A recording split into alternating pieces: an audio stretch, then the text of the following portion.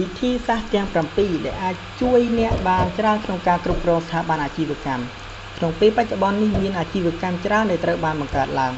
ហើយក៏មានអាជីវកម្មខ្លះទទួលបានជោគជ័យខណៈដែលអាជីវកម្មខ្លះទៀតបានបរាជ័យកត្តាជោគជ័យនិងបរាជ័យនៃអាជីវកម្មក៏មានការចូលរួមចំណែកពីការគ្រប់គ្រងផងដែរការគ្រប់គ្រងល្អនឹងជួយឲ្យអាជីវកម្មដំណើរការបានល្អនិងក៏ជាប្រយោជន៍មួយក្នុងការនាំអាជីវកម្មឈានទៅរកនិរន្តរភាពផងដែរ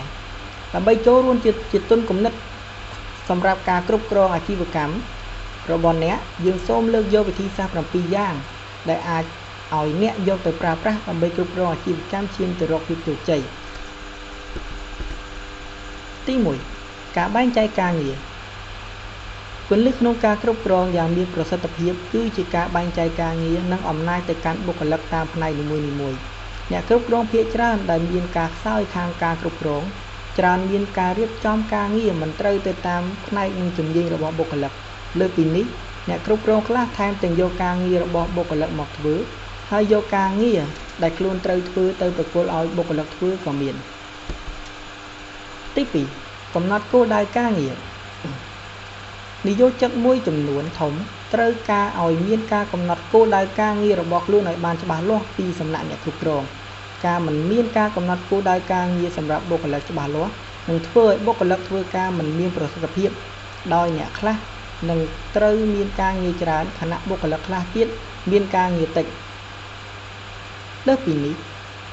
ការមិនកំណត់គោលដៅការងារច្បាស់លាស់វាច្បាស់ណាស់ថានឹងធ្វើឲ្យបុគ្គលិកមានការនឿយណាយនឹងការងារដោយសារតែត្រូវបំពេញការងារដោយគ្មានពេលបានសម្រាក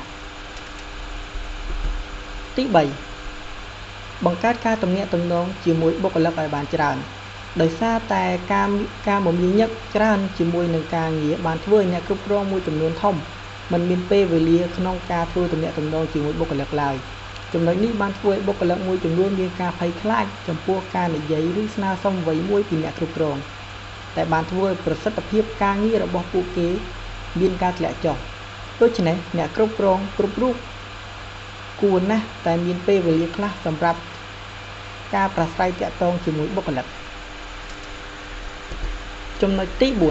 4បង្កើតពេលវេលាសម្រាប់បុគ្គលិកការគ្រប់គ្រងមិនមែនគ្រាន់តែជាការកំណត់ការងារសម្រាប់បុគ្គលិកឡើយប៉ុន្តែក៏ជាការពន្យល់ណែនាំនិងលើកទឹកចិត្តបុគ្គលិកសម្រាប់ការបំពេញការងារផងដែរ